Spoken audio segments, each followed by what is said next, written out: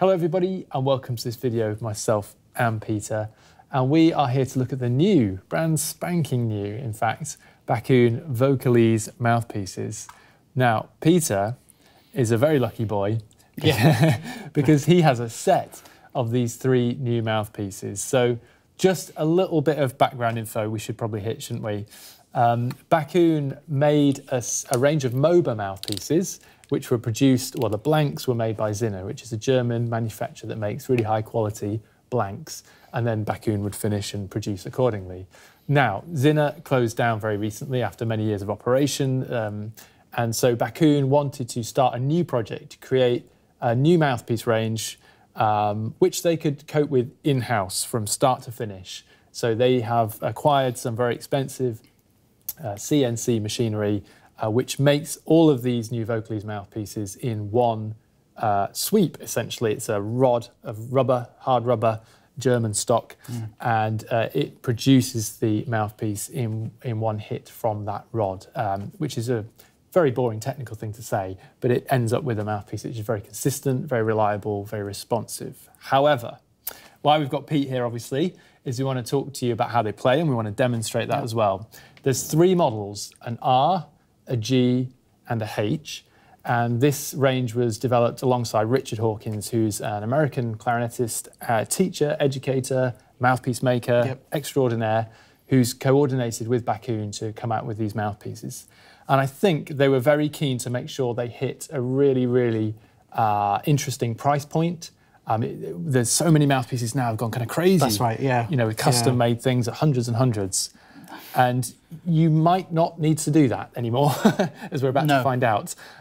These are really, really interesting, and they're coming in price-wise just about the same sort of price as a standard Van Doren, maybe a tiny few pounds more, probably not much in it yet.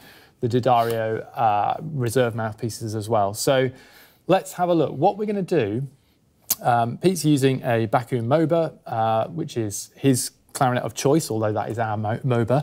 One. And we're going to blow through each mouthpiece using a standard cane reed, 3.5, a Marker XL, and, interestingly, a Legere European Cut Signature 3.5 reed as well. And why we've done that is we feel there's something really interesting about these that suits both cane and synthetic, and that is not always the case. But Backun have thought very carefully with Hawkins about how to design these to work exceptionally well with both types of reed. And as Pete's just getting himself ready there, we're not going to bore you too much with spec, and even Backun haven't gone too heavy on the spec, but the three models essentially is a closer facing with a closer tip opening with a shortish facing. The G is the sort of all-round middle one with a medium tip opening and a medium sort of length facing. Then the H is the most open of the three, and it has a longer facing as well. But let's just have a little blow on the R, Pete, on the cane reed.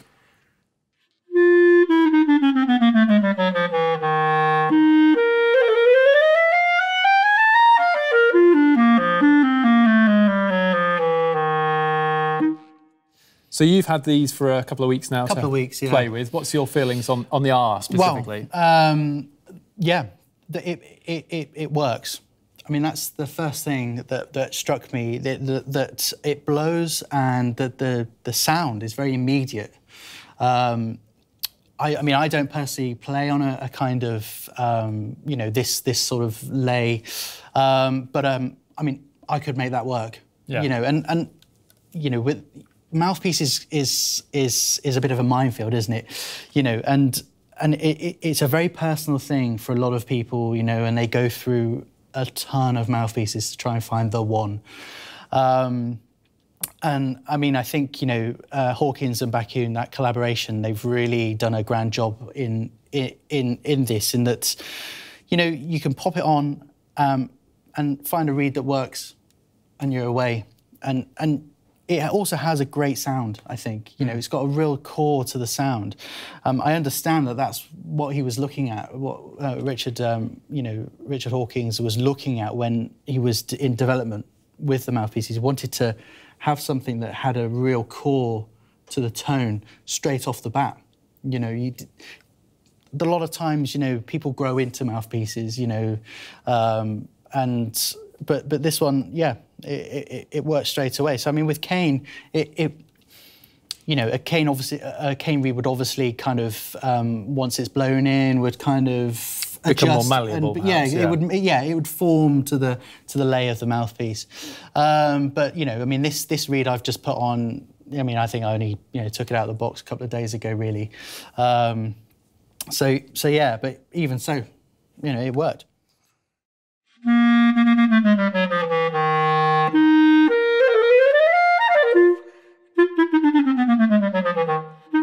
Yeah. So let's hear that with the Legere on, and just while you're swapping over, I think it's important when we talk about mouthpiece, especially the specs, the tip opening, the facing length are just two of a whole handful of things that need to be considered.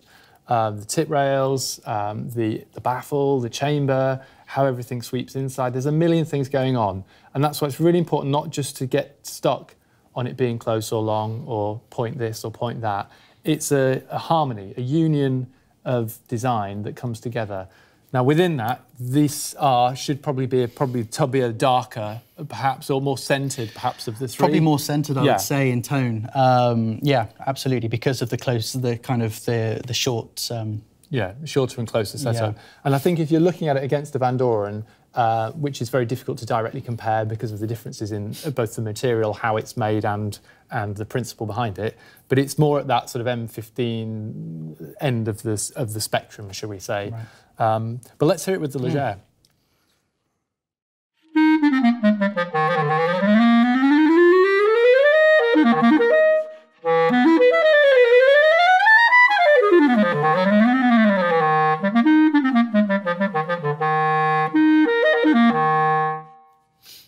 Yeah, I mean, that works. Seems very immediate. It does. Yeah, it's more immediate in a way than the cane.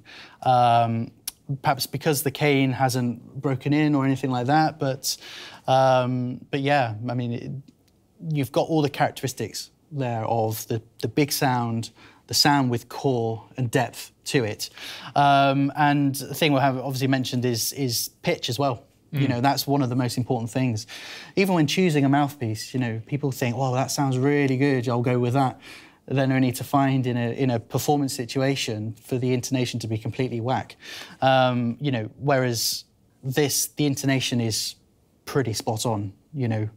And that was one of the other things that I found, you know, when trying all three, actually, the intonation was extremely consistent across the three.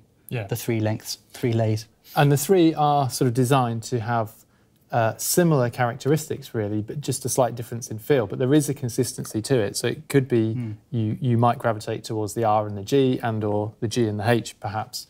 But let's jump to the G, because that's the middle of the three. And I think probably for a lot of people, it might be where you feel most comfortable. I mean, we're all different, so that's not by any stretch of the imagination a be-all and end-all appraisal. But from what we've heard and from players out there, we've mostly heard everybody seems very happy on the G. You may prefer an R or an H, but the G is a great place to start. Yeah. And I think in terms of where it sits against other competition, if you know the Van Doren BD5, the Black Diamond 5, it's not a million miles away from that, again, with the caveat of how you can actually compare or not compare these things. But I know, Pete, in your testing, the G felt kind of comfortable and homely for you as someone who's been on something not totally dissimilar. Yeah, very much so, actually. Yeah, it felt very, very comfortable, really, was the only way to describe it. And had, you know, the characteristics I kind of look for, are obviously tuning and then quality of sound, depth of sound, because of course we're all individual, and after a time of playing on particular mouthpieces, you know, one's own musical personality will come through anyway. Yeah. But you know, you want to be playing on equipment that's going to help that anyway. Yeah.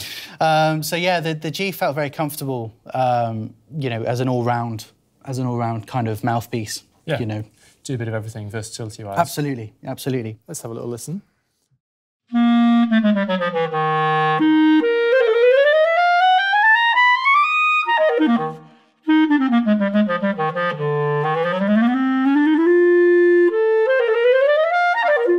Yeah.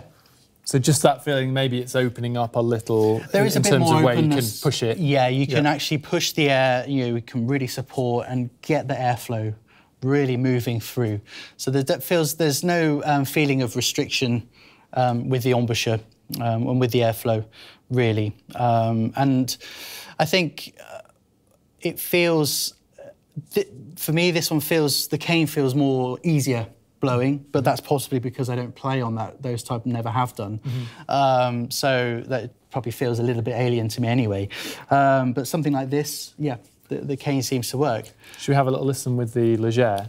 And we should say I've thrown Pete here, the Legere, yeah.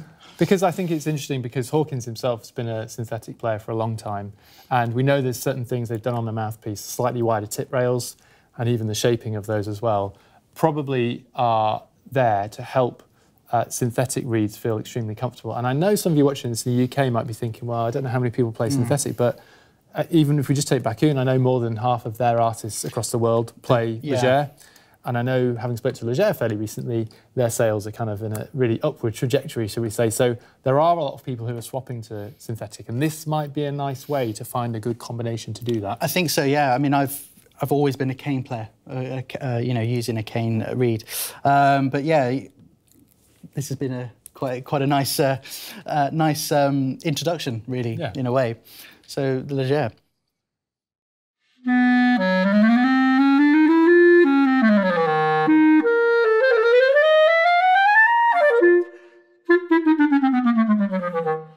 Yeah, I mean that feels easier in comparison to the R. Yeah, a little less resistance. Less resistance, and just, you know, you can feel that tip really vibrating, you know, and you can really move the air right through. Cool. Well, let's jump onto the H. Sorry, he's changing, he's on off. This is what it's like. We'll listen to that and see how we feel. And the H is more. And again, I use the Van Doren equivalent, not because they're direct equivalents, but because a lot of people know them, they've been in the market a long time, so it gives you an idea. This is more towards the B40, B45 end of things, B45 lyre as well. And that's because it's a larger tip opening. This has a fairly long facing compared to the other two in the BACUKUN range. But again, really, this video is just to help introduce you to these mouthpieces. You have to test them out to find what suits you. And you can do that in store if you can make it to us. But also we do it via mail order. You can take 3 mouthpieces at once and try them for a couple of weeks at home and see how you get on. And really, that's the best way to do it. Absolutely. You have to, you know, it's all well and good being in a shop trying these things, but then you might get distracted by other people trying the stuff. So I think the best thing is always to you know, take these things on trial.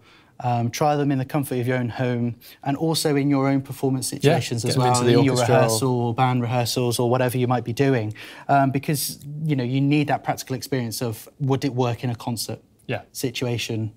So this is the H. Cool.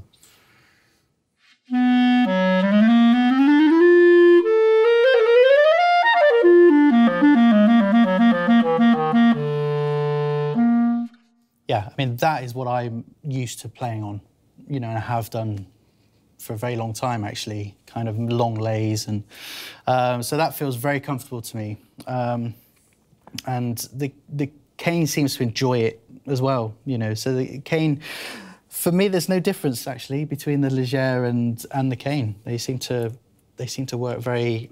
Equally well. Equally well, yeah, absolutely.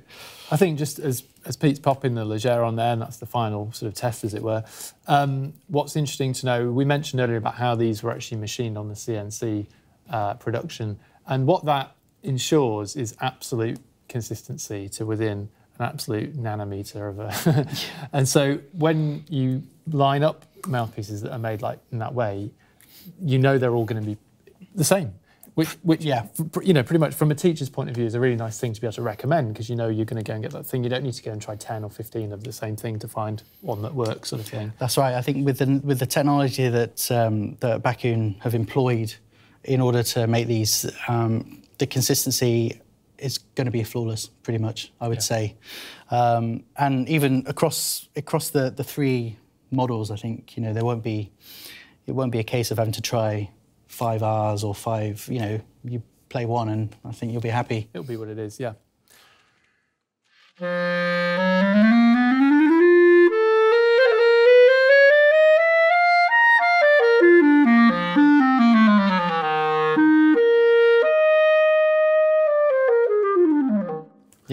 So it feels maybe that it's just opening up There's even a big further, sound big on bloom that. to it, isn't there? Yeah, there is. That feels very comfortable, you know. So it might depend a little bit on your experience, what you're moving up from, whether this is your first upgrade to an ebonite hard rubber mouthpiece. You might find the R and the G would probably be the safest places to start. But I think if you are a little bit more experienced and you prefer that to be able to, you know, create a larger sound like that, the G or the H. I think, yeah, absolutely. If you've got a good developed airstream and blowing technique, as it were, I think the H definitely, you know, the H would be a good place to start. The G also as well. I mean, I would say I would probably recommend the R to good high-level students that are still working on developing those facets of playing, you know, the support and the airflow and those kind of things, because it doesn't.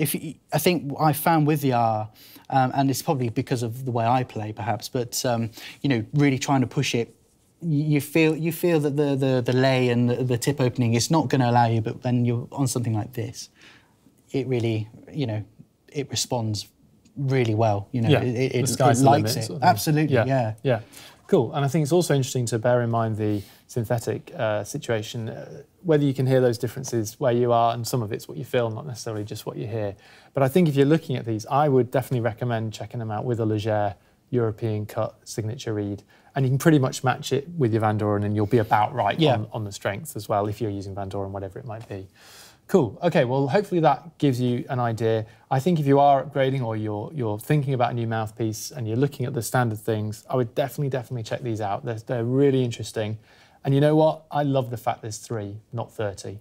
You know, you can die, can't you, by so much choice. It can feel like a minefield because there's too much. There's too much choice. You don't need it all. Yeah, absolutely. Just cut it down.